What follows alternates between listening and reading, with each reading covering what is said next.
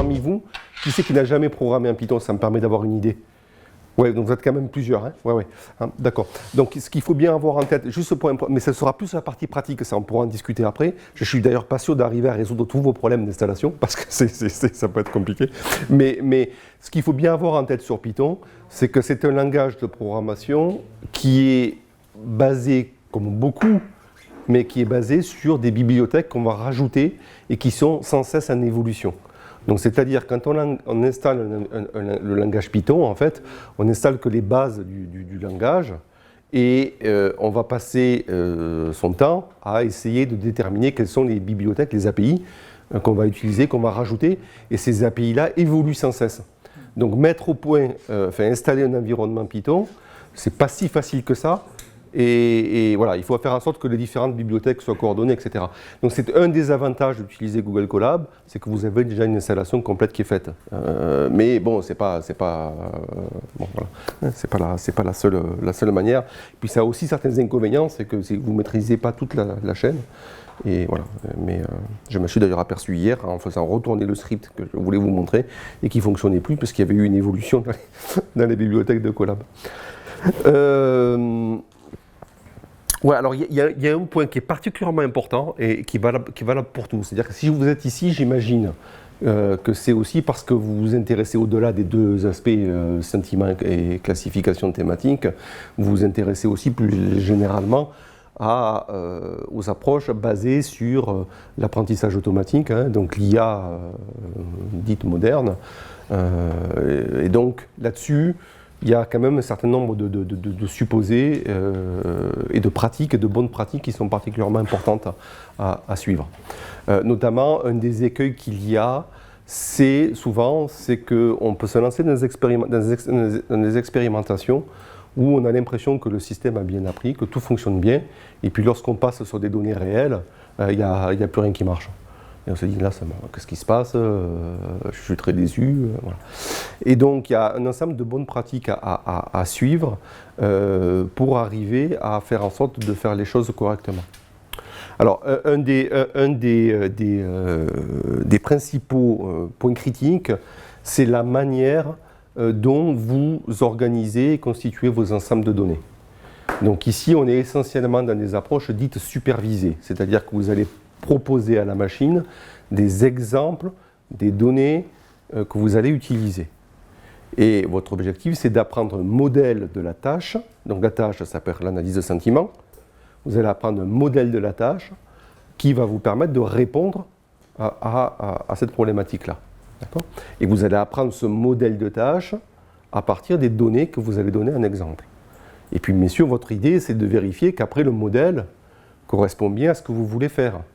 Et donc, il va falloir évaluer la qualité de votre modèle en fonction de ce qui a été appris. Hein, donc, vous allez avoir un cycle qui est j'apprends, je fais apprendre à la machine plutôt, j'évalue. Et puis, si c'est bon, ben, parfait. Puis, si c'est pas bon, ben, il faut réapprendre. Et il va réévaluer, etc., etc., etc. Qu'est-ce qu'on fait à chaque itération, chaque fois qu'on réapprend ou qu'on réévalue? Eh bien, on va changer un certain nombre de paramètres. D'accord? Et donc, en changeant ces paramètres-là, on va petit à petit améliorer l'apprentissage. Mais, dans tous les cas, il ne faut pas se dire je vais utiliser des données réelles, des données de la vie réelle, pour améliorer mon système. Parce que sinon, vous allez faire en sorte d'améliorer votre système, de régler vos paramètres sur vos données finales. Et si vous réglez vos paramètres sur vos données finales, ça peut bien marcher, mais lorsqu'il y aura de nouvelles données finales qui vont arriver des utilisateurs, peut-être que ça ne marchera pas. Donc déjà, il faut séparer un ensemble de données qui sont les données avec lesquelles vous allez faire vos réglages, des données avec lesquelles vous allez faire du test. Et puis il y a un troisième niveau, c'est que l'algorithme lui-même, en tout cas à base des réseaux de neurones ça fonctionne comme ça, l'algorithme lui-même, il va faire un apprentissage par petits bouts. Il va prendre un bout des données, il va apprendre ses modèles, il va les régler, et puis il va prendre un autre petit bout, il va le régler, et puis il va évaluer, etc., jusqu'à ce que ça converge vers un système optimal.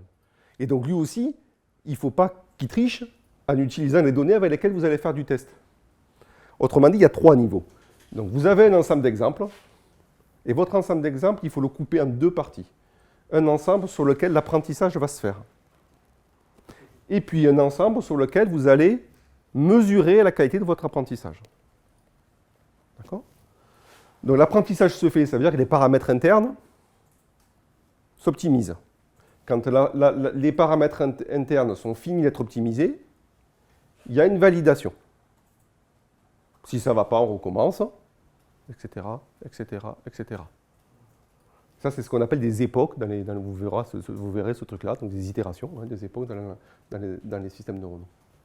Et puis une fois que c'est fini, vous êtes satisfait là-dessus, eh bien vous allez le tester sur des données réelles, sur d'autres données, qui sont de même nature, bien sûr, mais sur d'autres données. Et là, vous allez voir si votre apprentissage a été bon ou pas. Si jamais là, c'est pas bon, eh bien, il faut tout recommencer, enfin, il faut recommencer, mais il ne faut pas toucher ça. Il ne faut pas régler en fonction de ça. Vous dites, là, c'est pas bon, c'est pas satisfaisant, eh bien, je continue à garder ça, mais je me débrouille avec ça pour trouver d'autres réglages. Et puis, je reteste ici. D'accord? Donc, l'idée, c'est d'avoir à la fin des données de test qui correspondent à des choses qu'on n'a jamais vues et qui sont vraiment des données que je sais pas, l'utilisateur, que le client pourrait avoir. Hein? Bon, vous allez comprendre. Pourquoi j'insiste là-dessus, c'est parce que si jamais on ne comprend pas bien ou on ne fait pas bien ce découpage-là, en fait, on va construire des systèmes qui vont avoir des comportements qui vont être après, lorsqu'on va s'en servir, qui vont être soit décevants, soit en tout cas incohérents, ou pas homogènes. Et puis de toute façon, vous avez la dernière partie du code, il y a justement ce découpage qui est fait. Donc vous avez le code qui permet de faire ça. Donc tout ça pour dire que vous avez des approches supervisées, il va falloir fournir des exemples à la machine, un nombre suffisant pour que vous puissiez avoir ces deux ensembles ici et ces ensembles qui sont là. En termes de pourcentage, on peut se dire que si vous avez, donc si là ça correspond à l'ensemble, vous avez mettons 2/3 ou 3/4 d'exemples qui viennent d'ici, et puis un quart qui est ici, et puis après vous avez un jeu indépendant qui correspond à peu près à la taille de ce qui est ici, voilà, pour avoir une bonne évaluation. Okay, voilà. Donc il faut se dire que le travail manuel, au préalable, eh bien, il va consister à ce qui est des humains qui construisent des exemples avec les réponses attendues. Donc, dans le cas de l'analyse de sentiment, puisqu'on va commencer comme ça, qu'est-ce que vous avez? Eh bien, vous avez dans les jeux de données, vous avez des exemples, donc ça a été fait par des humains, vous avez des exemples de critiques de films positives et des exemples de critiques de films négatives. D'accord? Et cet ensemble-là, donc ça c'est un travail qui a été fait par des humains, il a été découpé en fait en un certain nombre de dossiers. Et donc, vous voyez, vous avez un dossier au départ qui est un dossier de test et un dossier de train. D'accord? Donc, ça veut dire qu'on va entraîner notre modèle avec les données qui sont dans la partie train. Et puis, on va le tester avec les données qui sont dans la partie test. D'accord? Voilà. Bon, là, on n'a que deux ensembles de données, mais après, il faudrait... Une fois qu'on a construit le modèle, il faudra en prendre un troisième pour le tester dans la vie réelle sur des données qui n'ont jamais été vues. Voilà, donc ça c'est un corpus assez intéressant parce qu'il a été très utilisé dans la littérature. Et donc il y a énormément d'articles scientifiques qui décrivent et qui donnent des résultats sur ce corpus-là. C'est vraiment un standard dans l'évaluation. Alors, bon, ce que je vous montre, vous pourrez regarder ça, mais là vous avez un premier programme en Python qui fait le travail, hein, qui utilise une bibliothèque, une API qui fait déjà de l'analyse de sentiments, qui s'appelle TextBlob. Et donc si vous voulez que TextBlob vous renvoie la polarité, il suffit de lui donner le texte, hein, et puis de lui demander sa polarité, et puis il vous renvoie une valeur négative ou positive, hein, en sortie. Mais il est très très perfectible, donc vous pourrez l'essayer bien sûr, hein, c'est facile à faire, mais il est très très perfectible.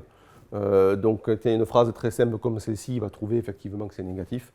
Là, ouais, mes ovales sont mal placés, mais par contre celui qui est dessous, il va trouver un sentiment quasi neutre, hein, alors que si on lit le texte, je me souviens plus, hein, je me souviens plus, voilà, very well, en fait c'est très positif.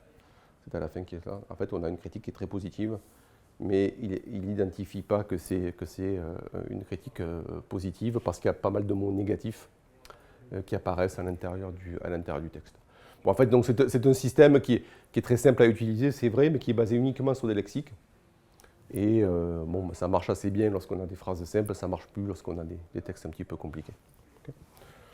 Bon, c'est tout ça pour dire qu'on peut, on peut se servir des API en Python avec peu d'efforts. Hein. Et donc ce que je vous propose, c'est plutôt de voir un petit peu comment on peut réellement s'en servir de manière un peu plus étendue. Voilà, alors la première partie, mais c'est en fait pour que ce soit un peu plus simple à utiliser. La première partie, elle consiste à transformer les fichiers. Donc actuellement, là, si vous récupérez le corpus en entier, vous avez un fichier par critique, et donc vous avez 50 000 fichiers différents. Et donc pour que ce soit plus simple à traiter, la première étape, elle consiste à mettre le contenu de l'intégralité de tous les 50 000 fichiers dans un seul grand tableau, qui a donc 50 000 lignes et que 2 colonnes. Donc le tableau de départ, vous avez sur la première colonne, vous avez la critique du film, et puis sur la deuxième colonne, vous avez la polarité. Donc 1 ou 0. D'accord ? Hein, voilà. Donc la tâche, elle consiste à quoi? Elle consiste à prendre en entrée la colonne review et à prendre un modèle pour qu'automatiquement le système trouve la valeur de la polarité. Pour la classification thématique, ce serait presque la même chose. Si ce n'est qu'en entrée, on aurait le texte aussi, mais si ce n'est qu'en sortie, cette fois-ci, au lieu d'avoir la polarité 0,1, si on fait de la classification thématique, eh bien en sortie, on aurait quoi? On aurait les différents thèmes possibles. Hein, donc c'est un problème de classification aussi. Donc c'est-à-dire que le code que vous allez utiliser là, vous pourriez l'utiliser également de la même manière pour mettre ici, au lieu de mettre polarité, mettre, je sais pas, thème, et puis la liste des thèmes, chaque fois le thème qui correspond. Alors bien sûr, si vous avez 10 thèmes différents, il va falloir plus d'exemples que si vous en avez que 2, que vous avez ici que 2 classes. Hein. Mais le principe est à peu près le même. Okay. Qu'est-ce que vous entendez par thème? Alors, classification thématique, le thème, ça peut être le domaine scientifique, ou ça peut être plus précisément le thème d'un article, de quoi parle un article. Hein. Donc ça, c'est ce que vous avez dans le corpus numéro 2, dans l'exemple numéro 2. Vous avez une proposition de classification thématique qui est établie à partir d'Istex. Et alors je ne sais plus où est-ce que c'est, ça doit être ici. Donc dans les documents d'Istex, vous avez les thèmes qui sont, vous avez plusieurs colonnes thèmes d'ailleurs, mais vous avez une des colonnes thématiques qui correspond aux catégories du WOS qui sont proposées. Et donc là, il s'agirait d'identifier automatiquement les catégories. Si vous avez des listes de mots-clés prédéfinies, ça pourrait être identifier les mots-clés aussi.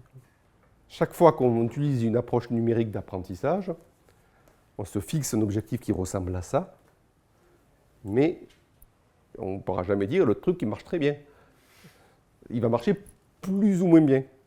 Dans le cas de l'analyse de sentiments, on arrive à 90% dans les meilleures méthodes. Donc là, on peut dire que ça marche très bien.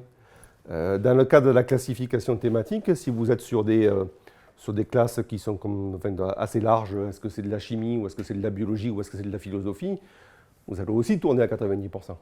Si maintenant vous voulez savoir si on parle de pandémie grippale ou de je ne sais pas quel sous-thème, forcément, ok. Voilà, donc chaque fois, c'est pour ça que c'est particulièrement intéressant de se dire, dans ce processus-là, il va falloir se donner les moyens de donner des exemples en quantité suffisante à la machine pour qu'elle atteigne des bonnes performances. Mais il faut qu'on soit incapable de mesurer les performances. Okay, c'est tout ce processus-là qui est particulièrement complexe à mettre en œuvre, hein, qui nécessite de la pratique. Ce que vous allez avoir au début du code, je vais passer assez vite là puisque vous le verrez, hein, c'est que ce que vous allez avoir au début du code, c'est une première partie qui donc va analyser la première colonne du tableau, hein, et qui correspond donc aux critiques de film. Et vous avez les codes.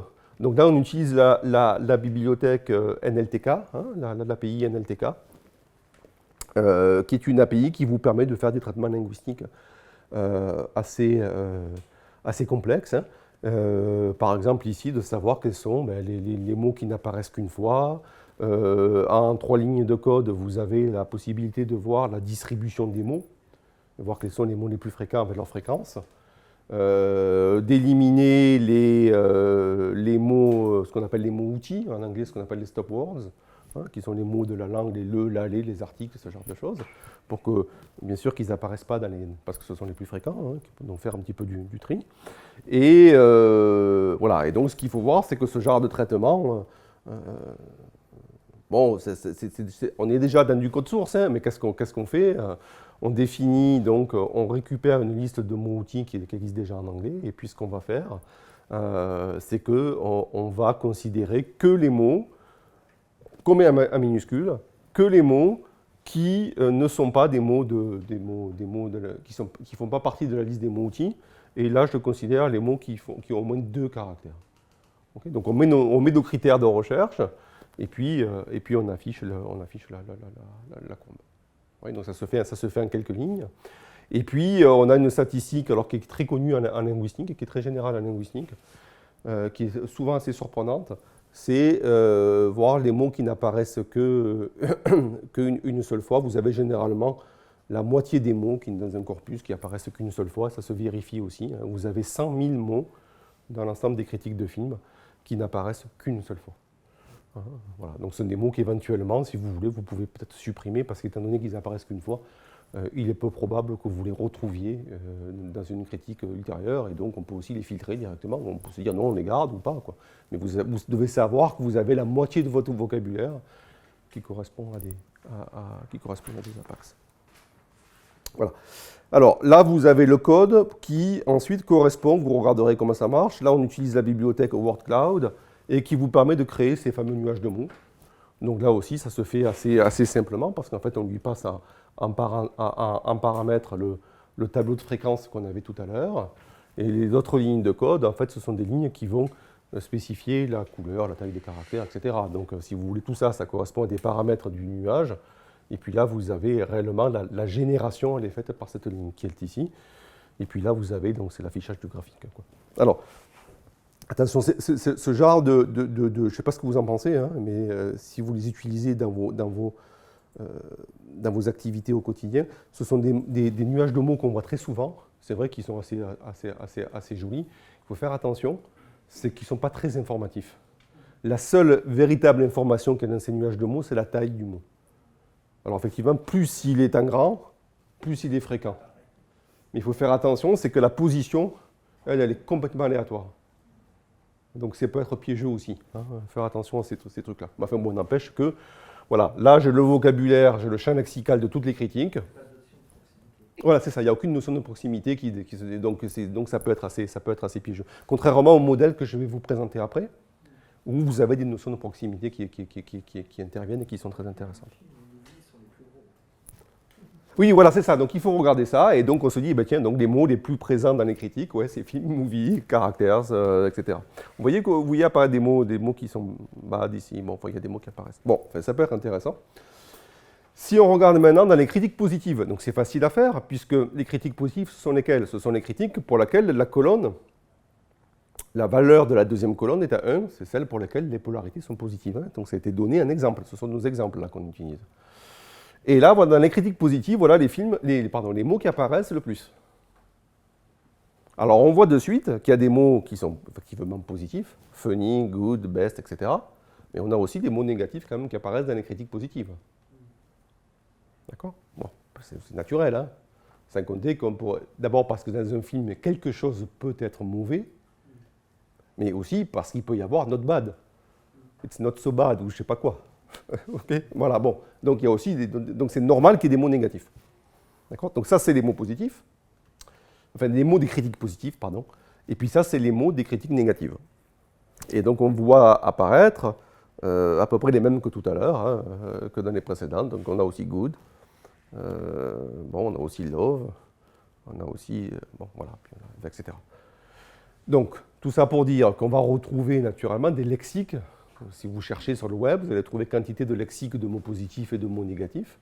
Ces lexiques sont des lexiques qui sont intéressants, mais on sent bien que si on va se baser que sur les lexiques, on va avoir du mal à déterminer si une critique est positive ou pas. Oui, alors ce qu'on peut faire, on peut compter le nombre de mots positifs, compter le nombre de mots négatifs, mais ça a vite ses limites. C'est ce que fait TextBlob, en gros, qui était montré au tout début. Hein, voilà. Et donc ce qu'on va faire, on va essayer de faire mieux que ça. Et donc l'idée, c'est de faire en sorte de calculer des similarités entre les mots et de faire en sorte que, donc on prend en compte en fait finalement la synonymie hein, des mots, et puis tenir compte des relations qu'il y a réellement constatées entre les mots et puis les critiques. Alors, avant de faire les réseaux neuronaux, et c'est un réflexe que vous devez avoir, parce que c'est sûr, on ne parle que de ça. On parle, il faut faire de l'IA, du deep learning, etc. etc. Oui, c'est très certainement ce qu'il y a de mieux. Mais ce n'est pas nécessairement ce qu'il y a de mieux dans toutes les pour tous les problèmes. Et puis surtout, c'est très lourd, c'est coûteux. Et donc le premier réflexe que vous devez avoir systématiquement, c'est d'essayer, avant de commencer, une méthode simple. Mettons en place une méthode très simple qu'on maîtrise très bien, qui n'est pas coûteuse, et voyons ce qu'elle fait. Donc ça vous donne une ligne de référence pour voir en termes de performance. Alors moi j'enseigne à une école d'ingénieurs, et à ce moment, dès qu'un étudiant vient sur un sujet, il dit ouais, je veux faire du deep learning. Oui d'accord, oui c'est bien que tu apprennes à faire du deep learning. Mais voilà, on ne va pas utiliser un outil très puissant pour des tâches qui ne sont pas compliquées. Enfin, on peut, mais ça ne servira à rien. Alors, qu'est-ce que c'est qu'un classifieur bayésien naïf? C'est peut-être pas quelque chose que j'imagine que vous connaissez, enfin peut-être que si, mais l'idée c'est de faire en sorte, dans ce type de classifieur, ce sont des classifieurs qui sont très anciens, qui marchent très bien dans beaucoup de cas. L'idée, est-ce que j'ai la formule ici? Je ne sais pas si je l'ai, je crois que c'était une diapo qui était après, non je ne l'ai pas. Bon, c'est pas grave. L'idée c'est de faire en sorte de regarder, de calculer parmi l'ensemble des exemples, de calculer la probabilité que lorsqu'on a un mot, on soit dans une critique négative ou dans une critique positive. Voilà. Et comment on fait pour estimer cette probabilité-là? La probabilité que quand on rencontre un mot, eh bien, on soit dans le cas négatif ou dans le cas positif, qu'est-ce qu'on fait? On le fait en fonction des fréquences de ce mot qu'on a observé dans chacune des deux classes parmi les exemples. Donc en fait, on se sert de la statistique pour estimer des probabilités. Alors, bon, vous voyez le lien entre les deux, donc bien sûr, il faut que nos données soient représentatives de la réalité, parce que sinon, forcément, nos probabilités ne seront pas bonnes. Voilà, et puis on va multiplier, en gros, on va multiplier ces probabilités pour chacun des mots de la critique. D'accord ? Donc lorsque on a une critique qui arrive, et bien on va regarder la probabilité du premier mot dans la classe positive, dans la classe négative. On va le multiplier pour le deuxième mot, troisième mot, etc. Donc en fait, l'algorithme, il va consister à calculer ces pourcentages et à faire des produits. Donc un algorithme très simple à mettre en place. Le problème qu'il a, il a un gros problème, et si j'en parle ici, c'est pour vous dire que dans toutes les méthodes que vous allez mettre, que vous allez utiliser, vous avez toujours des paramètres qui sont pénibles et complexes à régler. Il y en a toujours qui posent problème. Bon, c'est pareil dans toutes les sciences, je sais bien, hein, mais là, ils sont particulièrement critiques. Un exemple, dans cette méthode-là, quel est le problème? Je vous dis, on va calculer la probabilité que ce soit positif ou négatif en fonction des exemples. Ah ouais, ok, et si maintenant dans votre critique que vous voulez évaluer, il y a un mot que vous n'avez jamais rencontré dans les exemples, ben, quelle est la probabilité? Elle est nulle, puisque vous ne l'avez jamais rencontré. Enfin, la fréquence est nulle. Donc si on calcule la probabilité à partir de la fréquence qui elle est nulle, la probabilité est nulle. Et donc, quand on fait le produit, on tombe sur 0. Et donc, ça fout tout par terre. Donc, il y a un réglage à faire de ce type de modèle qui est qu'est-ce qu'on fait des mots inconnus? Alors, soit on les filtre, soit on leur donne une probabilité minimale, soit on fait une estimation par rapport à d'autres corpus, etc. Ce qui est important là, c'est de se dire que là, c'est vraiment une faiblesse du modèle. Il est très simple à mettre en place, mais sa faiblesse, c'est qu'on a ce paramètre qui est compliqué à régler. Okay, voilà. Alors, n'empêche que, alors il se met en œuvre assez facilement. Donc, qu'est-ce que vous avez ici? La première ligne de code, ce que vous avez là, c'est, on trouve les mots, non, pardon, ici, là on transforme les, oui, on trouve les mots, c'est ça. Okay, c'est ce que vous avez ici. Et puis, pour chaque texte, on construit un vecteur de fréquence. Donc, ça se fait en 2-3 lignes, et donc on calcule les fréquences. Et puis, on construit le modèle ici. Donc, quasiment dans toutes les bibliothèques Python, vous allez retrouver quelque chose qui va consister à dire un appel de la méthode, hein, avec la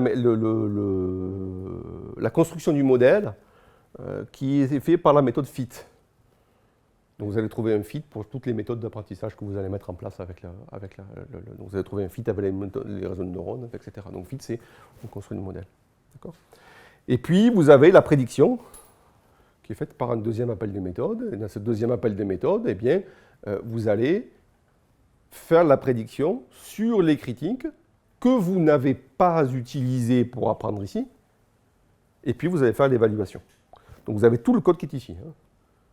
Là, c'est quelques lignes de code, ça fait tout le classifieur en entier. Tout le classifieur en entier. Et donc, vous voyez ce que je disais au tout début, la séparation entre l'apprentissage et le test, elle se fait par les méthodes qui sont là. Okay, donc, en fait, je prends les 25 000 premières lignes pour l'entraînement et les 25 000 lignes qui suivent pour le test. Je coupe en deux. Après, il faut voir est-ce que les résultats vous satisfont ou pas. Sur les critiques de films, les résultats, vous les avez ici, avec ces quelques lignes de code, sans aucune autre donnée que les exemples qui sont dans le tableau. Il n'y a rien d'autre. Okay, il n'y a rien d'autre. Il n'y a pas de lexique, il n'y a strictement rien d'autre. Vous avez précision rappel de 85%. Précision, qu'est-ce que ça veut dire? Ça veut dire que chaque fois que vous affirmez... Enfin, la précision, c'est le taux d'affirmation correcte.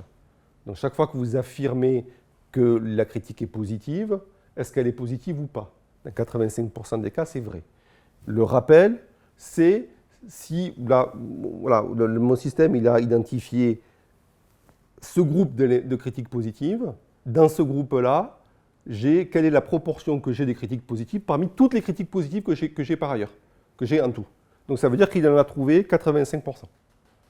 Parmi celles qu'il a indiquées comme étant positives, il y en a 83% ou 84% qui sont bonnes. Et en tout, il a trouvé 83% des positives et il a trouvé 86% des négatives. Donc en faisant ces quelques lignes de code, on arrive à ça. La question qui peut se poser, peut-être que vous, en termes de votre application, 86% ça vous suffit, c'est parfait, je reste là. Si par contre, par rapport à votre application, vous avez besoin de 90-95, il va falloir mettre en place voilà. Donc en fait, je crois qu'on ne peut pas dissocier le coût, qu'il soit humain ou qu'il soit financier, sans cette exigence d'évaluation. Et la grosse difficulté, je trouve, lorsqu'on achète des solutions clés en main, c'est qu'on ne vous donne pas ces indications de performance. Alors il peut y avoir un objectif qui est dans les spécifications, dans le cahier des charges, c'est vrai, mais vous devriez savoir aussi, a priori, quelle est la performance des solutions qu'on vous vend sur des données standards. Et ça, c'est une exigence que j'estime est absolument minimale. Vous allez acheter un logiciel clé en main, alors ok, il existe quantité de collections standards, celle-là, ça en est une. Votre système, il fait quoi sur ces collections standards? Voilà, montrez-moi ce qu'il fait. Ça vous plaît? Alors ok, alors on va travailler ensemble et vous allez travailler, faire des adaptations pour mon problème à moi. Voilà, donc je pense que c'est comme ça qu'il faut le voir. Après, ce que vous disiez tout à l'heure, c'est pour les systèmes experts. Si vous avez des systèmes dits experts qui sont basés à base de règles humaines faites à la main, il peut y avoir un très gros travail de mise au point manuelle de ces règles. Alors, je ne sais pas si ça vaut 80 000 €, mais faire travailler quelqu'un pendant quelques mois sur un problème de définition de règles expertes, c'est cohérent. Je pensais aussi à l'Easybear, par exemple, où la classification thématique disciplinaire, elle est faite par une prestation externe. Oui, mais alors là, c'est un très bon exemple aussi. C'est une discussion qu'il y a souvent dans pas mal de domaines. C'est de se dire, on va mettre une bibliothèque en ligne en place, je vais afficher des noms de catégories, des noms de classification. Si j'ai 15% d'erreurs, c'est un problème. Voilà, je ne sais pas, c'est à vous de voir. Alors moi, je pense qu'une des pistes, c'est de se dire, d'abord, on peut faire mieux que 85, mais même si c'est 10% d'erreurs. Une des pistes, ce serait de dire qu'aussi, il faut travailler sur indiquer des critères de confiance, voilà. Mais voilà, si on veut des données qui soient validées manuellement...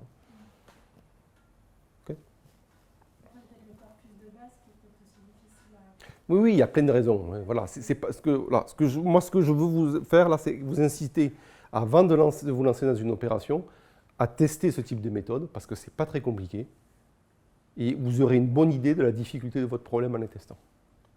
Voilà, c'est un petit peu ça. C'est un petit peu ça que je veux. Alors, un réseau de neurones, j'en ai parlé hier, je vais pas reprendre tout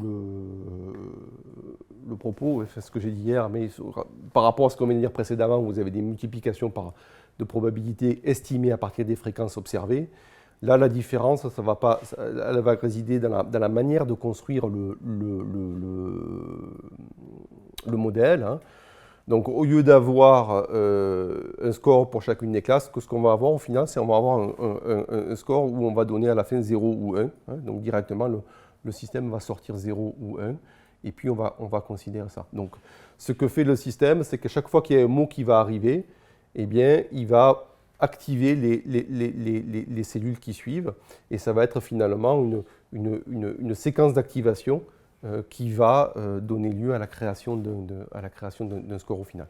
Donc, je ne sais pas, on pourrait imaginer, si vous avez ici, si vous avez appris que chaque fois qu'on a le mot A, on doit avoir un plus 3 ici, je dis n'importe quoi, hein, un plus 3 là, et que chaque fois que vous avez le mot A, vous devez avoir un plus 1 ici, et bien quand vous rencontrez le mot A, ça va donner le score de 3 et de 1 là. Puis quand vous rencontrez B, si vous avez appris que quand on a B, il faut mettre plus 4 ici, et puis il faut mettre 0 ici, et bien quand vous allez rencontrer A et puis B, vous allez avoir donc votre 3, et puis vous allez avoir votre 5 ici. Et puis si quand vous avez appris quand on a 5 là, et bien là il nous faut 0,1. Quand on a 4 ici, là il nous faut 0,2. Et bien vous avez 0,4 et 0,2, vous avez 0,6. Okay, et 0,6 c'est plus proche de 1 que de 0, donc c'est 1 au final. Je dis les choses très très vite, mais vraiment l'idée c'est celle-là.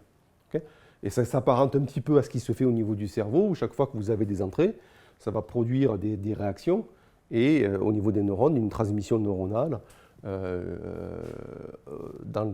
le réseau du cerveau.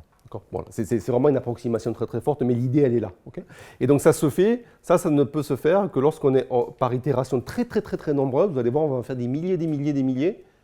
Eh bien, on va améliorer l'estimation des poids qui sont ici. Donc à quel point l'information se propage, et puis à quel point, lorsqu'elle arrive dans un neurone, à quel point elle est transformée. Est-ce qu'elle est conservée ou est-ce qu'elle est oubliée? Donc on peut avoir des fois des neurones qui se désactivent, et c'est comme ça qu'on apprend. Il peut y avoir des connexions, là vous avez des connexions complètes entre toutes les entrées et tous les neurones, et vous pouvez avoir au fil des itérations des connexions qui disparaissent, hein, qui deviennent très faibles. Donc c'est comme ça, c'est ce qu'on appelle l'apprentissage.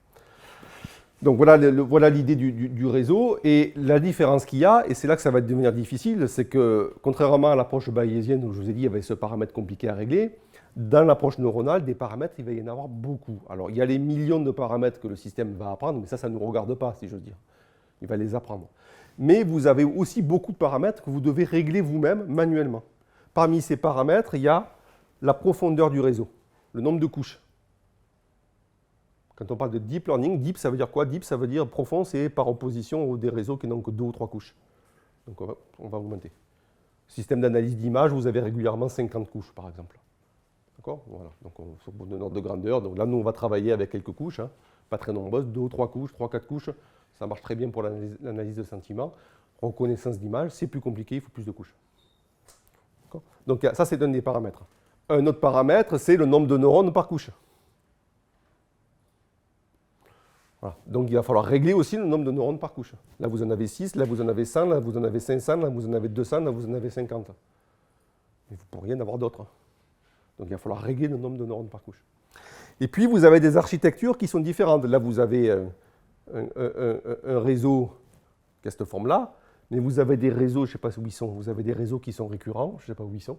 Donc vous avez des sorties qui rebouclent sur les entrées. Et puis vous avez des réseaux qu'on va appeler des réseaux convolutionnels qui vont en fait travailler que sur une certaine zone et après qui vont se rencontrer un petit peu plus tard. Voilà, ça c'est très utilisé en analyse d'image. Par exemple, quand on veut reconnaître un objet, on n'attaque pas nécessairement l'image en entier, mais on l'attaque par zone. Donc vous avez ce type de choix à faire. Donc ça veut dire que vous devez choisir une architecture et après que vous devez la paramétrer. Donc, ce que je vous montre dans l'atelier, c'est une architecture, qui est l'architecture classique, la plus classique, et je vous montre comment on la met en place. Vous avez le code pour utiliser quelques-unes des autres architectures, qui n'est pas nécessairement plus compliqué, mais qui veut dire que lorsqu'on va mettre en place une solution, eh bien, il va falloir, on a plusieurs alternatives. Et on n'a pas de solution miracle pour choisir une architecture plutôt qu'une autre.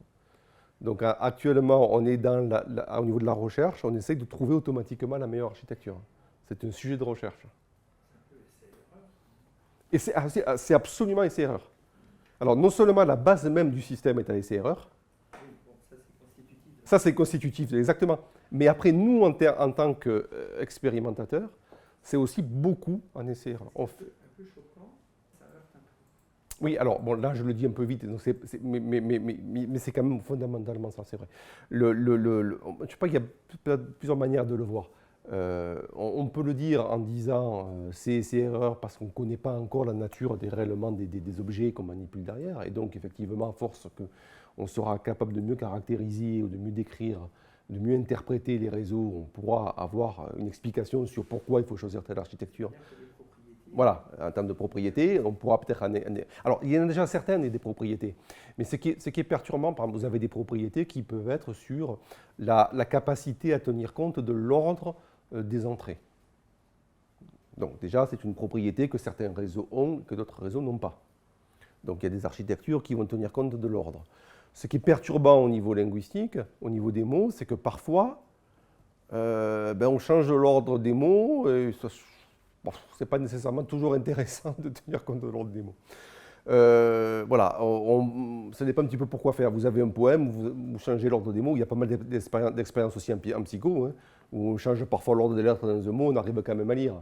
Donc on voit qu'il y a une certaine robustesse, et finalement, donc l'autre manière de dire, c'est pas que le truc qui repose sur rien, c'est que finalement, il a par sa constitution même une robustesse qui s'apparente au type de robustesse qu'on a nous lorsqu'on fait le même type d'opération.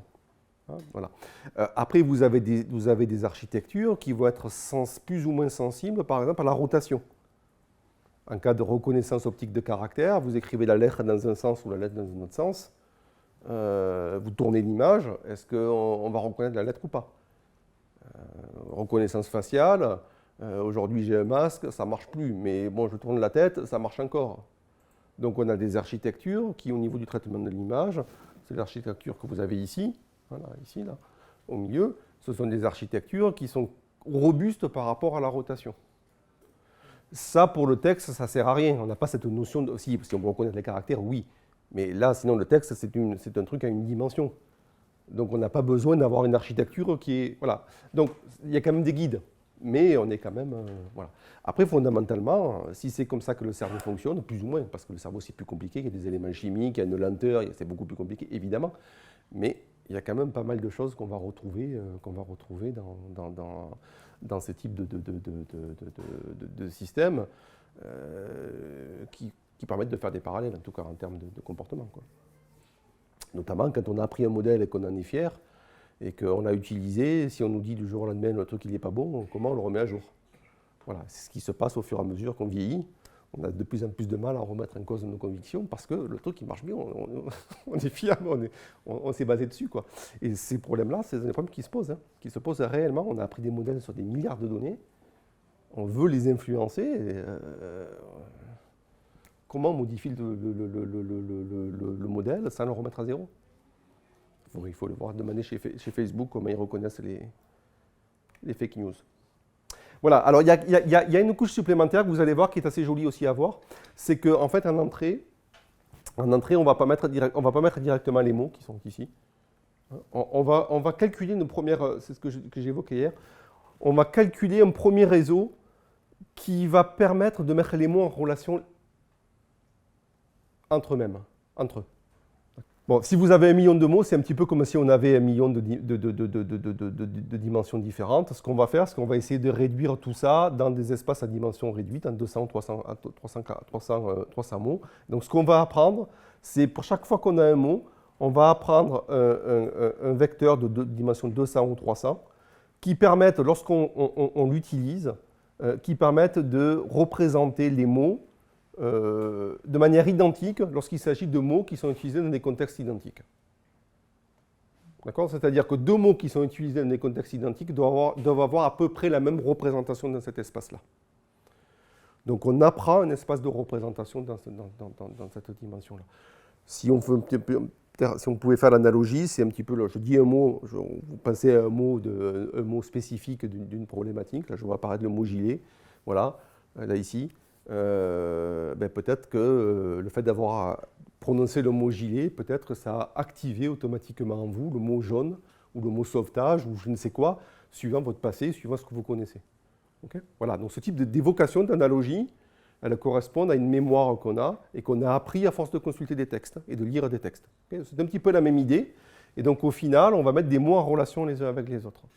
Donc la couche d'entrée de notre réseau de neurones, ça ne va pas être les mots tels quels, ça va être en fait une représentation de l'ensemble de ces mots et des documents dans cet espace-là qu'on a appris par ailleurs.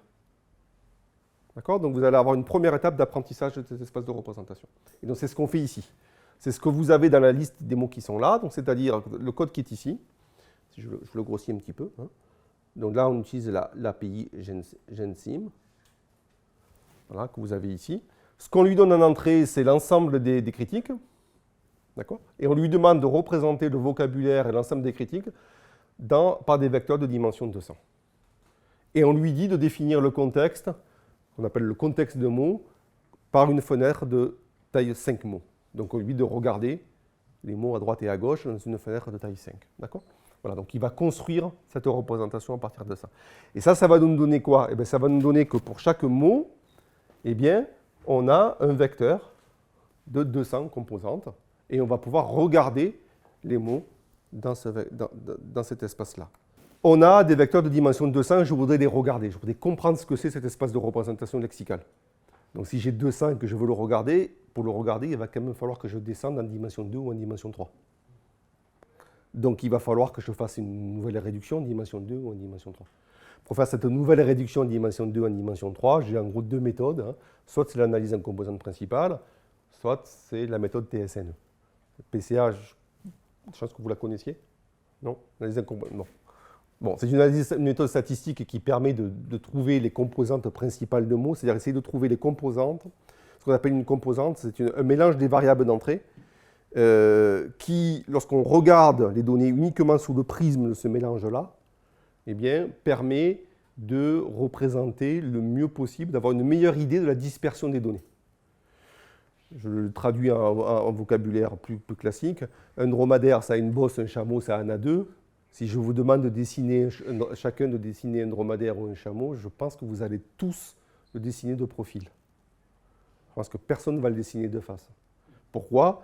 Parce que vous déterminez que le fait de le dessiner de profil, donc la composante profil, c'est une composante qui permet de mieux représenter l'intégralité des données. D'accord? On voit le nombre de bosses. De face, on ne le verrait pas. Donc en fait, en faisant ça, vous faites une ACP de manière naturelle. Quoi. Okay? Voilà, donc c'est un petit peu l'idée. La méthode marche très bien. La difficulté, donc elle permet bien de séparer les données. Donc on voit bien cette dispersion-là. Par contre, elle crée des paquets qui sont assez denses.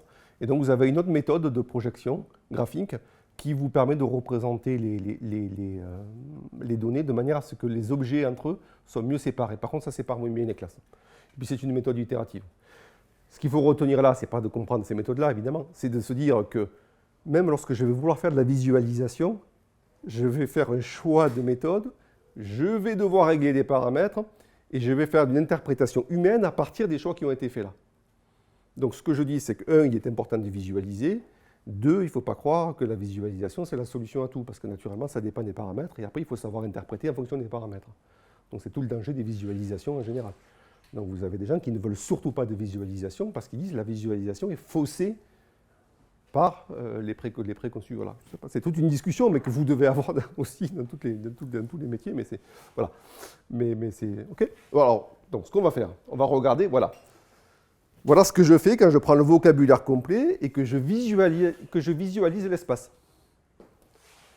Donc, qu'est-ce que j'ai ici? J'ai le vocabulaire complet, d'accord? Et puis, j'affiche mon vocabulaire, mon espace dans le vocabulaire en dimension 2. Bon, je ne vois pas grand-chose. Évidemment, je vois tout mon vocabulaire qui apparaît ici, je ne vois pas grand-chose. Je regarde, ce que je fais ici maintenant, c'est que je ne vais pas prendre tout mon vocabulaire, je vais prendre 3000 mots au hasard. Parce que tout à l'heure, j'avais presque 5000 mots, je ne sais plus combien, moi c'est normal qu'on ne voyait rien. Là, cette fois-ci, je prends que 3000 mots au hasard. Et je fais la même chose. Et qu'est-ce que je vois apparaître ici? Eh bien, je vois apparaître des groupes de mots qui correspondent finalement aux proximités qui ont été trouvées par la représentation. le fait que deux mots soient proches dans cette représentation-là, ça veut dire qu'au final, ils vont avoir le même impact pour la classification. Donc, si vous voulez, c'est une manière de commencer à interpréter le résultat et le comportement du logiciel. Donc, si on fait du filtrage de fake news, par exemple, ou du filtrage de contenu haineux, de contenu, je sais pas quoi, sur les réseaux sociaux, une manière de comprendre le comportement du système, c'est de regarder ce type de représentation. On va voir quels sont les mots qu'il va considérer comme étant à peu près identiques. Avoir le même impact sur la classification, ça veut dire qu'à partir du moment où deux mots qui sont ici proches ont des représentations qui sont proches, et que c'est la représentation qui va être utilisée pour décider si c'est positif ou négatif, eh ben ouais, c'est ça. Donc ils vont avoir le même impact. Donc qu'est-ce qu'on voit apparaître ici? On voit apparaître dans ce groupe-là, regardez, j'ai des mots comme terroriste, kidnaps, qu'est-ce que j'ai d'autre? Army, qui sont relativement proches dans ce groupe-là. Ici, qu'est-ce que j'ai comme mot? Adults, nudity, camera, funny, clever, je ne sais pas trop, without, je ne sais pas trop. Mais vous voyez, en tout cas, ce qu'on a trouvé là, ce ne sont pas des synonymes, ce ne sont pas des variantes du mot, ce sont des mots qui ont été rapprochés, et là j'ai pris 3000 mots au hasard. Ouais. Ces termes-là, ils sont rapprochés parce que la machine analyse le terme et la description du terme dans le dictionnaire. Non. Analyse uniquement le voisinage du mot. Quel est son voisinage? Quel est le voisinage qui est autour de lui? Mais dans un dictionnaire, un voisinage en ordre alphabétique? Pas dans un dictionnaire. Le voisinage dans les textes qu'on a donné un exemple. Ah, Ah oui, pardon, j'aurais dû le préciser. On n'utilise que les textes donnés un exemple. D'accord?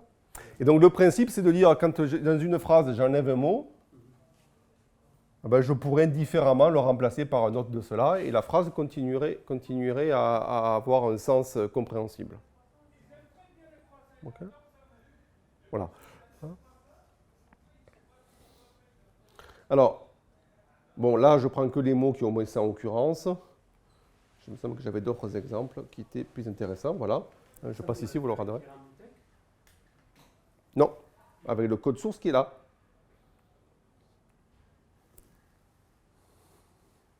Avec le code source qui est là, que je vous donne aussi. Donc, c'est l'approche dite Word2Vec, qui a été proposée par Google en 2012 ou 2013, avec le logiciel en tout cas, et là qui est implémenté dans l'API Gensim. Donc, c'est quelques lignes de code. Et après, pour l'affichage, c'est l'affichage, c'est ici. En fait, ça correspond à ce type d'affichage. C'est ce que vous avez là à chaque fois. Hein. Donc, on fait l'analyse en composante principale et puis après, on affiche. PCA, et puis on affiche. Voilà. Donc, si j'avance un petit peu, vous avez différents types de représentations. Voilà. Et si j'avance un petit peu, là, je regarde la même représentation, mais uniquement pour tous les mots qui apparaissent plus de 5000 fois. D'accord? Donc je fais l'analyse sur les mots qui apparaissent plus de 5000 fois, et là je n'affiche que ceux qui apparaissent que 100 fois. Donc je fais l'analyse sur les plus de 5000, et je n'affiche que les plus de 100. Et là, qu'est-ce que je vois apparaître comme mot que donc l'espace est plus lisible, forcément, j'ai moins de mots, okay, donc je peux mieux le lire. Là, je vois apparaître d'autres types de relations. Par exemple, j'ai ici action, horror, comédie, je ne sais plus ce qu'il y a d'autre. Donc là, j'ai l'impression que j'ai des types de films. Là, je vois apparaître caractères et caractères qui sont très très proches. Donc le mot au pluriel, le mot au singulier. Là, je vois apparaître anyone, nothing, anything, something. Made, make, makes. Les différentes flexions du verbe, très proches. Time, long, minutes, times, years, qui apparaissent ici. Donc vous voyez, le type de regroupement qui est fait par ce type, de projection, on sent bien que c'est un regroupement qui est pertinent. Mais simplement, la nature de cette pertinence est variée. On a des regroupements thématiques, des regroupements syntaxiques, des regroupements... Donc c'est très dur à interpréter. Parce que ça nous parle, on a une connaissance a priori de certains mots. Et voilà. Je suis absolument d'accord. Absolument d'accord. Est-ce que, à l'inverse, certains regroupements sont porteurs de sens, mais qui nous est caché? Exactement, on ne peut pas savoir. Exactement. C'est une excellente question, je ne sais pas répondre. Certainement oui. On peut faire le pari. Et oui, on peut faire le pari, et puis surtout, on va être influencé par notre manière de l'explorer, de le voir, et puis on va trouver des relations là où il n'y en a pas, et puis inversement, voilà. Donc je suis absolument d'accord. Mais je pense que c'est quand même très intéressant de comprendre ça, parce que c'est absolument dans tous les systèmes neuronaux. Si on n'a pas ça, ça marche très très mal. Parce que deux mots qui ont des orthographes différentes, des formes différentes, ils vont être considérés comme étant complètement différents. Et là, ça ne va pas. On a besoin de cette relation entre les mots. Hein. Voilà. Et donc, mais on ne sait pas bien l'analyser. Hein. On ne sait pas bien analyser ce type de relation. Mais en tout cas, on comprend bien qu'effectivement, dans une phrase qui est une critique de film, on peut avoir indifféremment le même type de phrase qui va critiquer le jeu des acteurs ou le jeu de l'acteur. Donc on comprend bien que c'est quasiment interchangeable pour la problématique qu'on a à traiter. Voilà. Et de la même manière, on va pouvoir parler, je ne sais pas moi, de la qualité de l'image d'une comédie ou d'un film d'action, ou peu importe, ou du scénario. Le scénario de ce film d'action est super. Le scénario de ce film d'horreur est super. Et donc finalement, ça veut dire que peu importe que ce soit action, horreur ou n'importe quoi, de toute façon, quand on a le machin est super, on va basculer vers un positif. Donc c'est une autre manière de l'interpréter. Okay. Voilà, donc vous avez le code qui fait ça. Et puis là, on arrive à la fin, on arrive à la fin du réseau de neurones. Et ce qu'on va tester, donc finalement, donc, ce qu'on a fait jusqu'à présent, au tout début, on avait la critique de film qui était une phrase. Première étape, on l'a transformé en vecteur de mots. Deuxième étape, une fois qu'on l'a transformé en vecteur de mots, on l'a transformé en vecteur en dimension réduite, ce qu'on appelle des plongements. Et donc on a ça. On a un truc de dimension 200 pour chacun des mots. Et puis maintenant, qu'est-ce qu'il nous reste à faire? Il nous reste à apprendre la correspondance entre ces trucs-là, et puis, est-ce que c'est la classe 0 ou la classe 1? Donc, pour construire ça, on a utilisé un réseau de neurones non supervisé. Il a travaillé que avec les exemples. Pas de dictionnaire. Que avec les exemples, il a construit ça. Le principe, c'était je masque un mot, je dois le retrouver. Donc, le réseau de neurones, il a travaillé de manière non supervisée en faisant ça. Et puis maintenant, je dois construire un autre système de réseau de neurones qui, lui, va être entièrement supervisé en fonction des étiquettes, des solutions qui sont présentes dans le jeu de données. Est-ce que c'est 0 ou est-ce que c'est 1? D'accord? Et donc, il doit mettre en correspondance ces trucs-là avec un 0 et un 1. Ce qu'on va faire, on va utiliser un réseau simple avec deux couches de neurones. Deux couches de neurones, puis on va régler le paramètre du nombre de neurones qui est ici. Okay. Vous avez une étape supplémentaire, mais c'est juste, ça c'est très technique, il faut le faire, et puis c'est tout, qui consiste à mettre la matrice à plat. Mais bon, peu importe, c'est juste que vous avez la ligne de code, c'est là que je vous montre ce que ça fait, mais peu importe, dans ces architectures-là, la bibliothèque qu'on utilise nécessite ça, mais c'est pas... Voilà. Alors, donc, quel est le code qui fait ça? Ça, je l'ai déjà fait. C'était créer les représentations dans l'espace de dimension réduite, c'est les graphiques, ça correspond aux graphiques qu'on a vus juste avant. Mais le code, il est là. Qu'est-ce que je fais? Je lui donne en entrée, les embeddings, c'est ça. Je lui donne en entrée ça. Je mets tout à plat, donc le flatten, ça correspond à ce qu'on avait là. Et puis une fois que j'ai mis tout à plat, je crée une couche avec 8 neurones, et puis j'ai créé une couche avec un seul neurone. Même le premier exemple, en fait, il est plus simple que ça, que le graphique qui est ici. Le premier exemple, je n'ai même pas celle-là. J'ai uniquement celle-là avec 8, et puis j'ai directement la sortie. Donc ça va être le réseau, il va correspondre à quoi? Il va dire, quand j'ai ça fois ça, plus ça fois ça, plus ça fois ça, ça me donne le score au final. Donc j'ai un truc avec, j'ai mon vecteur, puis j'ai 8 ici, j'en ai 8, et puis j'ai la sortie. Donc ça va être simplement un ajout des 8 qui va me donner la valeur finale. Okay. Donc j'ai un réseau vraiment extrêmement simple qui est ici. Donc chaque fois que vous avez un petit égal ici, eh bien il prend un sous-ensemble des données. Alors combien est-ce qu'il en prend? C'est le paramètre qui est marqué là. Là on dit on prend 128 exemples par 128 exemples. Donc chaque fois il prend 128 exemples, il calcule des paramètres. Et puis il teste. Il prend 128 autres exemples, et puis il teste. Il fait ça jusqu'à arriver au bout des, je ne sais plus combien on en a, des 15 000 exemples. Et puis quand il a fini les 15 000 exemples, vous voyez apparaître la qualité, donc ça c'est le taux d'exactitude, donc le pourcentage de décision exacte, 0 ou 1, complet, total. Le pourcentage sur les données qui lui ont servi à construire le modèle et le pourcentage sur les autres données qu'il n'a pas utilisées pour construire le modèle. Donc sur les données qu'il a utilisées pour construire le modèle, 67% d'exactitude. Sur les données qu'il n'a pas utilisées pour construire le modèle, 50%. Donc les données sur des données neuves, bah, le résultat est généralement moins bon que sur les données qu'il a utilisées pour l'apprentissage, évidemment. Et puis une fois qu'il a fini donc, ces 15 000, enfin toutes ces itérations-là, il recommence pour essayer d'améliorer le modèle de l'itération 1. Et puis il fait l'itération 2.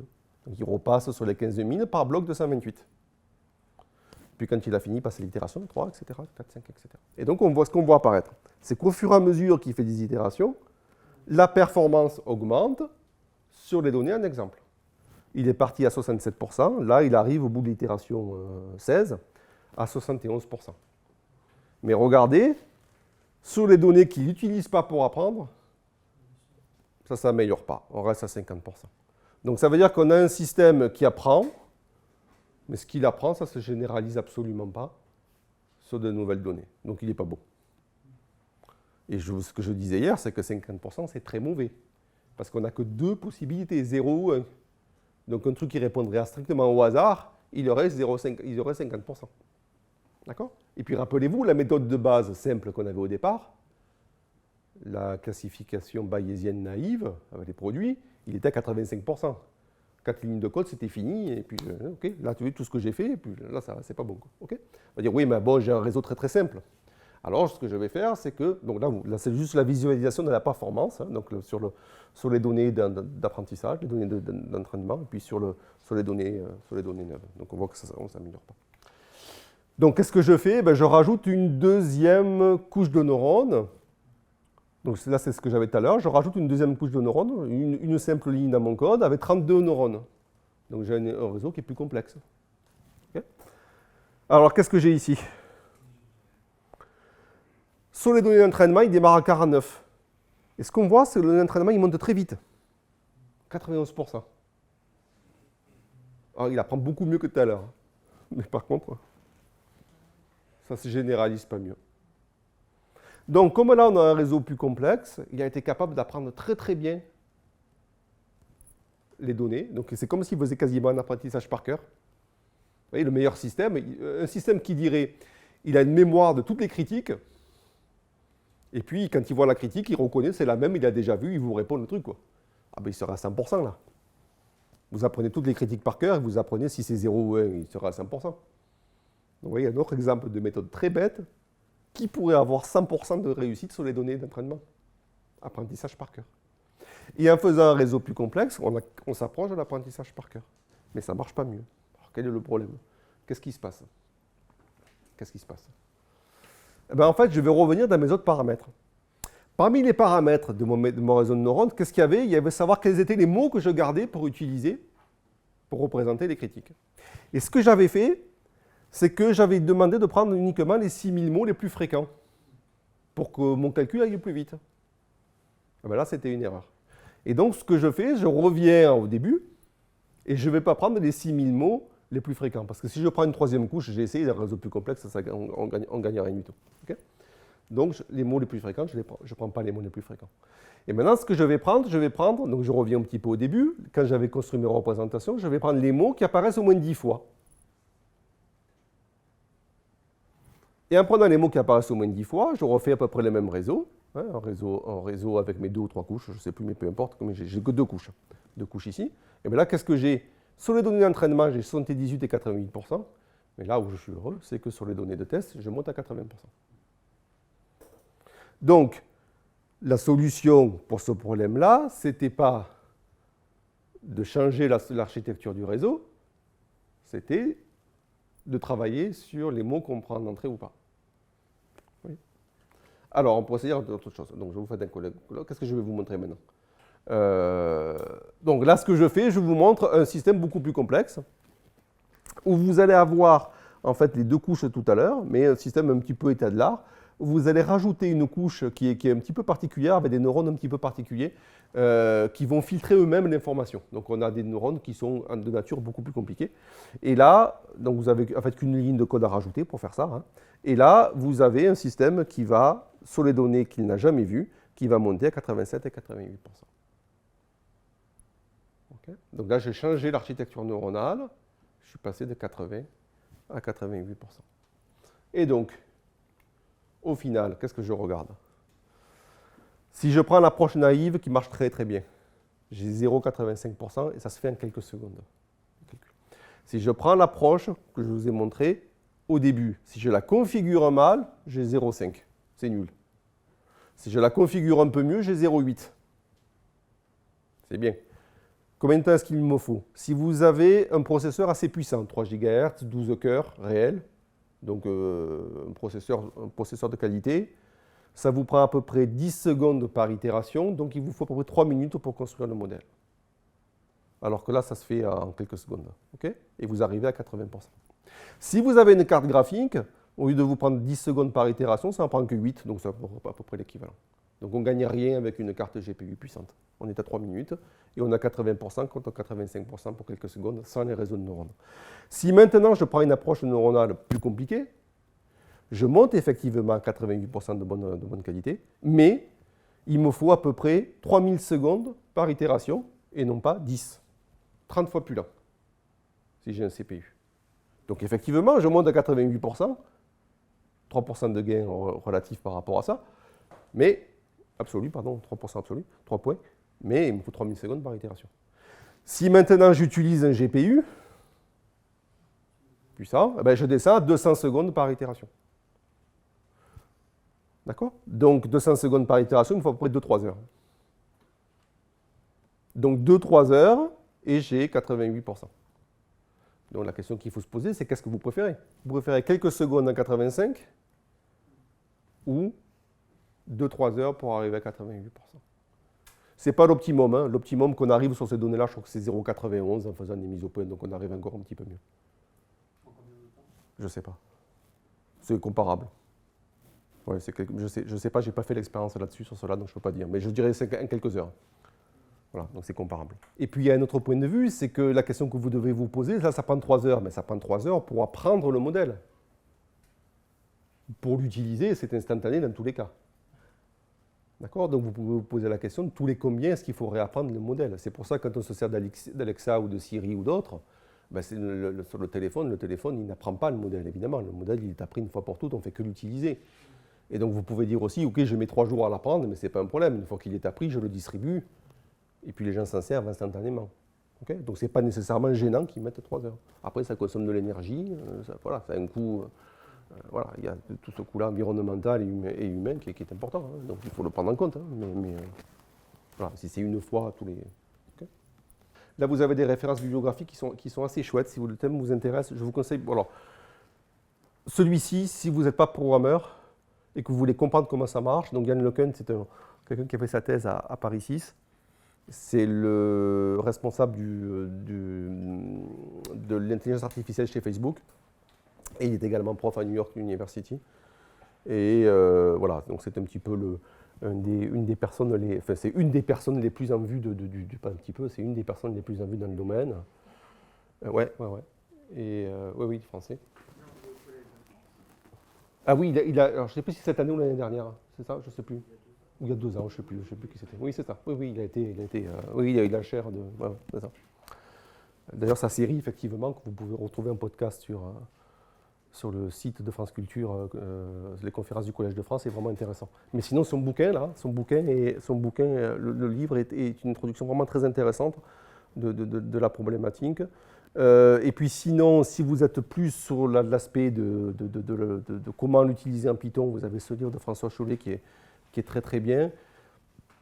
Et puis l'autre, disons, personnage principal de domaine qui est Joshua Bengio de l'Université de Montréal. Donc là, c'est un bouquin beaucoup plus mathématique, beaucoup plus algorithmique que l'apprentissage profond qui est ici. Voilà, bon, c'est quatre livres qui sont tout à fait complémentaires, mais qui sont très intéressants sur le domaine. Ouais, ça vous pourrez regarder ça, c'est des blogs qui sont très bien faits généralement. Alors, donc là, j'ai toujours, je passe, classification thématique. Ce que je prends en entrée, c'est un corpus qui a été généré à partir d'Istex. Donc c'est un cas pratique à partir de Distex, hein, qui est intéressant pour cet aspect-là. L'objectif, c'est comme tout à l'heure de faire de la classification, mais je ne veux pas faire de la classification sur les sentiments, mais sur les catégories thématiques Distex. Alors la difficulté, c'est que là on a des données réelles qui n'ont pas été nécessairement conçues pour faire de la classification. La difficulté, c'est que je me retrouve avec un tableau. Là, quand je télécharge, je fais de l'export depuis Distex, je me retrouve avec un tableau dans lequel j'ai beaucoup de colonnes qui vont me servir, beaucoup de colonnes qui ne me serviront pas. Donc j'ai une mise en forme, on sent que la mise en forme va être plus compliquée. Je passe sur les détails de mise en forme, mais enfin, à chaque ligne qui correspond à un article, j'ai tout un tas de métadonnées qui, bien sûr, ne sont pas nécessairement intéressants pour moi.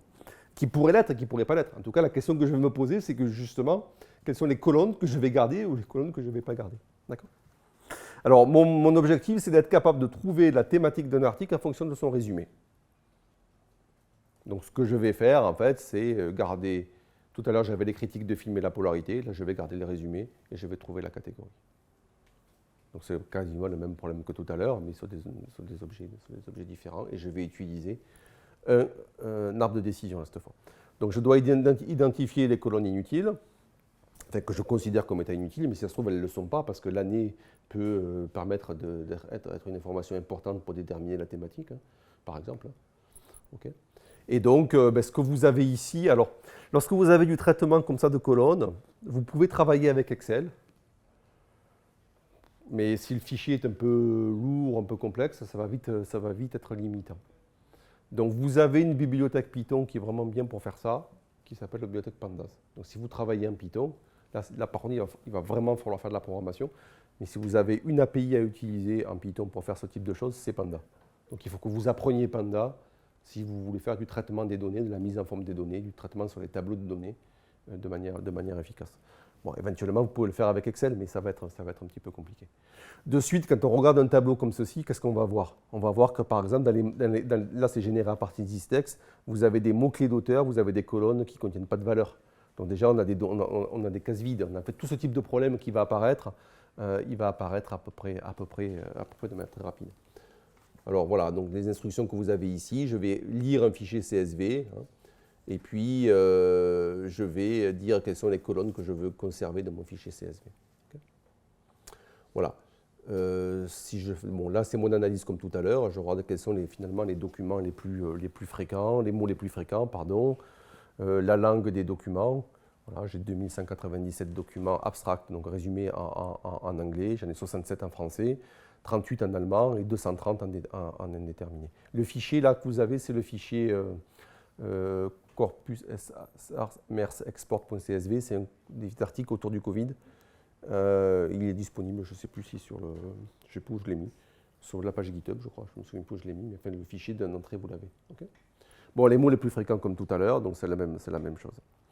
Alors, ce que je vais devoir faire, c'est, là, je vais utiliser le logiciel Weka. Donc, vous allez voir, c'est une autre manière d'appréhender la problématique. La difficulté, c'est qu'il va importer les fichiers CSV, mais d'une manière un petit peu particulière. Donc, on a besoin de faire une extraction. Notamment, il faut éviter à tout prix les cases vides. Et donc, il faut garder uniquement les données pour lesquelles on a les informations qu'on veut utiliser qui ne sont pas vides. Donc, nous, on veut faire de la prédiction de catégories en fonction du résumé. Donc, on va garder que les lignes pour lesquelles le résumé des catégories ne sont pas vides. Et après, alors, deuxième problème, mais ça, ce n'est pas la faute de Distex, c'est un choix qui a été fait, hein, qui rend le traitement difficile, c'est que si on regarde la colonne catégorie, en fait, ce que vous avez, ce n'est pas la catégorie dans une case. Ce que vous avez, c'est une liste de catégories de manière hiérarchique. C'est-à-dire quand vous avez un domaine de niveau 2, vous avez également la thématique du niveau 1 qui apparaît. Donc vous avez des catégories qui sont dénommées par des chaînes de caractères qui contiennent une ou plusieurs catégories de manière hiérarchique. Ça paraît tout bête, mais on se dit je vais creuser mon classifieur, c'est le même problème que tout à l'heure. Oui, mais tout à l'heure, je devais décider 0 ou 1. Là, je veux trouver ça. Mais alors ça, qu'est-ce que j'ai? Je veux trouver que c'est l'immunologie, mais je n'ai pas que immunologie dans ma chaîne, j'ai aussi science. Et en plus, ce n'est pas nécessairement toujours très régulier. Alors, Donc en fait, ce qu'il faut faire, là ce que je fais, c'est que vous avez des lignes de code qui permettent de garder que le dernier mot. Et donc je vais essayer je vais garder que le dernier mot, je vais essayer de prédire le dernier mot. Bon, je fais un petit peu un truc comme ça pour que ça fonctionne, mais ce n'est pas nécessairement ce qu'il faut faire. Hein. Okay. Voilà, là, on met le doigt sur le fait que quand on travaille avec des données réelles, qui n'ont pas été conçues nécessairement pour faire ça, on a un gros travail de mise en forme des données qui est à faire. Okay. Voilà, alors Weka, comment ça se présente? Quand vous lancez Weka, vous avez différents modules qui sont possibles. L'Explorer, ça correspond à une utilisation interactive du logiciel. Et puis, vous avez d'autres modules qui permettent de définir des enchaînements d'opérations ou de faire tourner les modèles de manière itérative sur plusieurs jeux de données, etc. Donc ça, si vous voulez, vous avez en gros un modèle interactif et puis des modèles qui vous permettent de mettre en place des processus plus complexes qu'on ne pourrait pas utiliser, lancer à la main, pas à pas, ce serait trop long et trop compliqué. Okay. Donc nous, on va utiliser le module Explorer. Et quand on va utiliser le module Explorer, eh bien, on va avoir un certain nombre d'opérations à faire. Alors, la première des choses, c'est sur le type des données. En fait, on s'aperçoit que, donc, qu'est-ce qu'on a? Nous, on a deux colonnes, le texte et puis la catégorie. Et par défaut, toutes les variables dans Weka sont considérées comme étant des variables nominales, hein, comme si c'était justement des noms de catégorie. Donc, si vous avez des nombres, c'est numérique, mais s'il voit des caractères, il considère que c'est des variables nominales. Donc, ça veut dire qu'il considérerait que chaque texte correspond à une catégorie, et ce n'est naturellement pas ce qu'on veut. Là, ce sont effectivement des catégories, au sens réel du terme, mais là, ce ne sont pas des catégories. Donc, là, il y a une première transformation à faire, qu'il va falloir faire dans Weka, qui va consister, quand on est dans l'Explorer, donc on ouvre le fichier, on voit apparaître les deux colonnes, et la première chose qu'il va falloir faire, c'est transformer la première colonne, lui dire que ce sont des chaînes de caractères. Alors l'idée, comment la manipulation un petit peu générale, c'est de se dire, je choisis une variable dans mes deux variables dans Weka, et puis je vais appliquer des transformations, et les transformations, elles apparaissent dans le mot, dans la colonne filter. Donc je vais choisir dans filter, je vais choisir une transformation qui va correspondre, transformation d'attribut de variable nominale à variable chaîne de caractères. Je lui dis que je veux l'appliquer sur la variable numéro 1 et j'applique. Et donc maintenant, je vois que la variable numéro 1 est considérée comme une chaîne de caractères. Et maintenant que j'ai une chaîne de caractères, ça ne suffit pas. Parce que le fait que j'ai une chaîne de caractères, ça ne me permet pas de déterminer les mots qui sont dans la chaîne de caractères. Donc il va falloir que je trouve les mots à l'intérieur de la chaîne de caractères. Donc je vais appliquer un deuxième filtre sur la variable numéro 1, sur la colonne numéro 1, qui s'appelle String to Word Vector. Donc elle va transformer les chaînes de caractères, les résumés, en vecteurs de mots. Donc tout à l'heure, ça se faisait par un appel à une classe Python qui fait ça. Vous avez une ligne de Python qui faisait ça. Ici, il faut que je le fasse manuellement par l'interface graphique. Et donc, je transforme string to word vector, ma colonne numéro 1. Et ce que fait cette opération-là, c'est qu'elle va déterminer les mots dans les chaînes de caractères, dans mes abstracts, dans mes résumés, et elle va créer un vecteur de mots. Ce que je lui dis, j'ai des paramètres, je lui dis je tiens compte de la fréquence, je tiens compte de la distribution du mot dans l'ensemble des résumés, etc. Donc j'ai des opérations qui permettent de faire en sorte qu'un mot qui apparaît par exemple dans tous les résumés, c'est un mot qui n'est pas discriminant, je lui considère peu d'importance, je lui attribue peu d'importance. Plus un mot apparaît souvent dans un résumé, plus il va être important, c'est la deuxième ligne. Je lui dis oui, ça m'intéresse. Hein, et par contre, la première ligne, je lui dis si le mot il apparaît dans tous les résumés, je le déconsidère. Par contre, s'il apparaît que dans peu de résumés, il va être très spécifique, donc je veux en tenir compte. Okay, le nombre, je tiens la fréquence minimale, etc. Donc là, vous avez tous les paramètres qui sont à régler, plus ou moins, quoi. Okay, et une fois que je fais ça, vous voyez, la colonne numéro 1, maintenant, eh ce n'est plus les résumés. Ce que j'ai dans mon jeu de données, c'est l'ensemble de tous les mots qui ont été trouvés. Et pour chacun des mots, eh bien, je peux savoir quelle est la distribution dans les résumés, et puis je peux avoir la distribution des différentes catégories. Donc j'ai 29 documents en hématologie, J'en ai 135 en microbiologie. J'en ai 40 en biophysique. Et j'en ai que 5 en médical.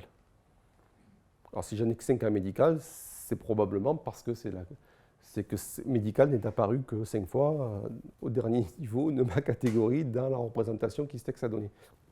Alors je reviens à la question, attention, le truc... Ça, c'est les catégories Ouais. Ouais, je crois, oui. Je ne suis pas certain, il faudrait vérifier. En tout cas, c'est une des... Je crois que c'est où est-ce que j'ai pris. Sinon, c'est Scopus, je ne sais plus. Ouais, c'est un des deux, ouais, je ne sais plus ce que j'ai pris. Mais c'est une des deux colonnes. J'ai pris qu'une colonne, en tout cas. Hein, voilà. Et donc, c'est ce qui apparaît ici. Voilà, et donc, j'ai plus les chaînes de caractères, j'ai les mots, quoi, maintenant. Bon, maintenant que j'ai fait ça, j'ai mis en forme mon truc. Donc, vous voyez, je suis passé par Python. À partir de mon fichier extrait d'Istex, je l'ai mis en forme. Après, pour l'ouvrir dans le cas, il a fallu que je fasse des traitements dessus. Mais ça, on ne peut pas éviter ce genre de truc. Hein. Et puis, je passe au deuxième onglet. Donc, tout à l'heure, j'étais sur Pré-Process, la mise en forme. Et là, je passe sur Classify. Et là, ça va être un petit peu plus rapide. Comme tout à l'heure, eh bien, je vais faire la classification bayésienne naïve pour voir un petit peu la qualité que j'ai. Je dis que je veux prédire la catégorie. Donc ça, c'est important. Et je vais la prédire par un classifieur qui est le classifieur Naive Bayes. Je définis parmi mes données combien j'en prends, le pourcentage que je prends pour apprendre le modèle et le pourcentage que je prends pour tester mon modèle. Donc c'est ce que je définis ici. Okay, et puis je fais tourner mon modèle. Donc, ben voilà, c'était ce que je cherchais tout à l'heure, c'était ça. Et donc là, qu'est-ce que ça me donne? Ben, ça me donne les résultats qui me disent que globalement, sur, donc, qu'est-ce que j'ai, je teste sur 434 exemples, et sur les 434 exemples résumés, donc, j'en ai 48% qui sont bien classés et 51% qui sont mal classés. Donc là, j'ai finalement un taux d'erreur qui est de l'ordre de 50%, mais ce n'est pas si mauvais que ça. Alors, ce n'est pas utilisable. Évidemment, on ne va pas mettre un truc qui répond que d'un cas sur deux, juste en termes de prédiction aux utilisateurs, mais ce n'est pas si mauvais que ça. Contrairement à tout à l'heure, là, l'aléatoire, on a combien de catégories différentes, je ne me souviens plus. Oui, il y a plusieurs. 79 catégories différentes, donc l'aléatoire, il ne me donnerait pas 50%. Oui, il y a 79. Ouais.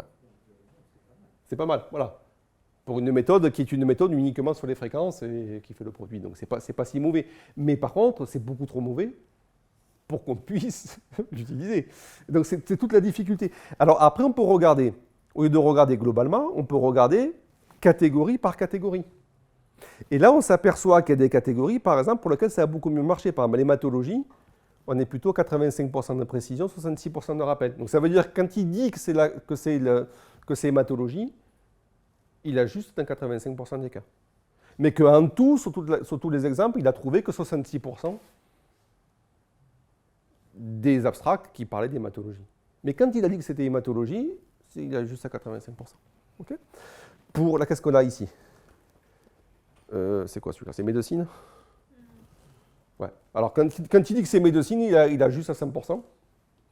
Mais par contre, il n'en a trouvé que 26%. Et puis si on se rappelle combien il y en avait médecine, il n'y en avait que 5. Donc ça veut dire qu'il n'en a trouvé que, il a eu juste, et qu'il n'a pas trouvé les 4 autres. Si je ne me trompe pas. Oui, c'est ça. Ok, voilà. Donc après, on peut dire, là, on ne va pas regarder l'erreur moyenne, on va peut-être regarder l'erreur par classe et puis attribuer une certaine confiance au système en fonction des classes. Okay, et puis l'autre technique, donc, qu'est-ce que j'ai fait là? Ouais, ok, on passe là. Et l'autre technique, c'est d'utiliser un arbre de décision. Donc là, il ne va pas travailler directement sur les fréquences, il va essayer de regarder quels sont les mots, c'est ce que je vous disais hier, quels sont les mots qui, suivant qu'ils sont présents ou absents, permettent de décider au mieux si le document est dans une catégorie ou dans une autre. Déterminer au mieux la catégorie. Donc quand vous faites tourner ça, en fait, pour faire tourner ça, au lieu de choisir le classifieur bayésien naïf comme tout à l'heure, dans le menu ici, on choisit l'arbre de décision, donc J48. Il va construire donc un arbre, donc il va déterminer quelles sont les règles qui permettent de déterminer les catégories. Donc la règle, elle va être de la forme, est-ce que le mot est présent ou est-ce que le mot est absent?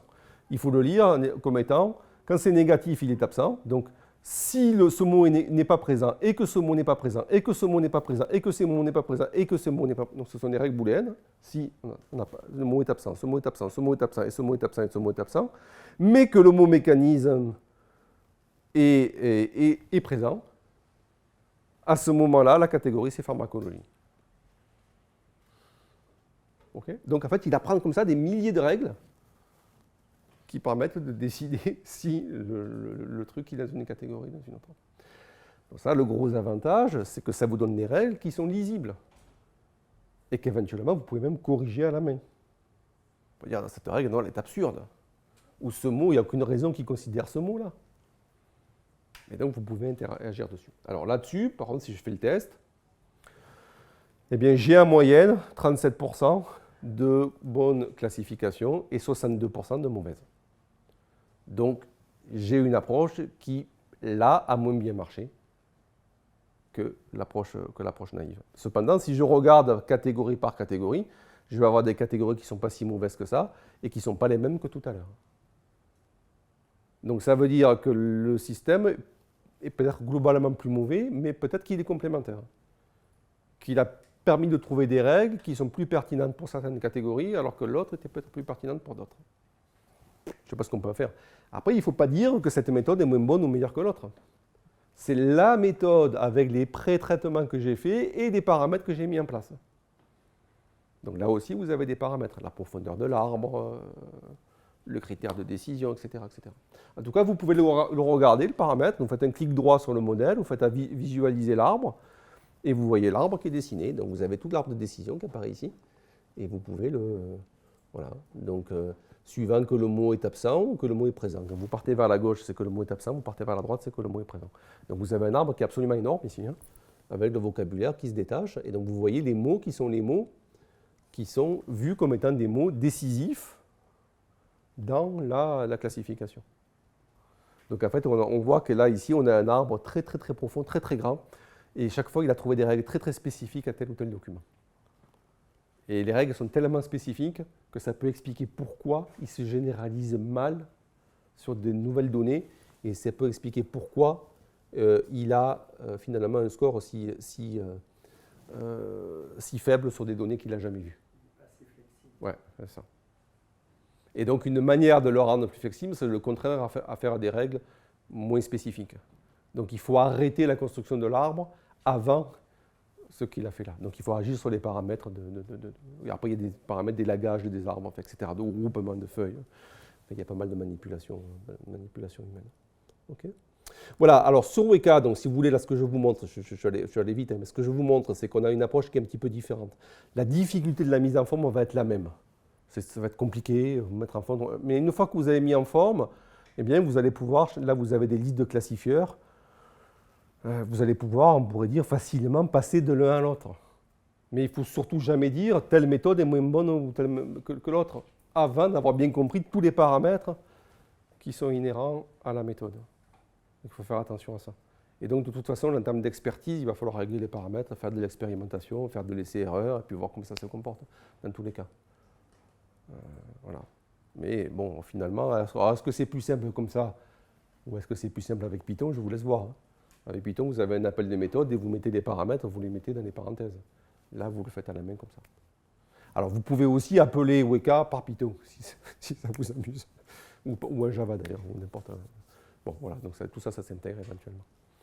D'accord. Alors là, quelle est la difficulté? C'est qu'après, une fois qu'on a fait tout ça, il faut être capable d'interpréter les résultats, de les comparer, de les comprendre, et de manipuler les paramètres et les données. Alors, qui peut faire ça? Voilà. Est-ce que, pour moi, rapidement, c'est la plus un informaticien qui doit faire ça. On a bonne connaissance des paramètres, mais on n'a pas ce retour sur les données, ni sur la qualité des données, ni sur la compréhension des données et des analyses.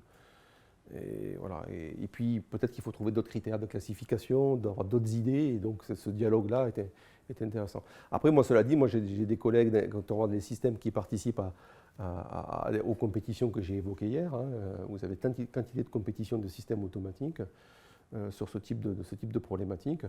Vous avez des gens qui ne regardent strictement jamais les données. Je ne sais pas comment ils font chez Facebook pour filtrer de manière automatique les données. Je sais qu'ils ont des milliers de personnes qui, après, regardent les contenus qui ont été préfiltrés.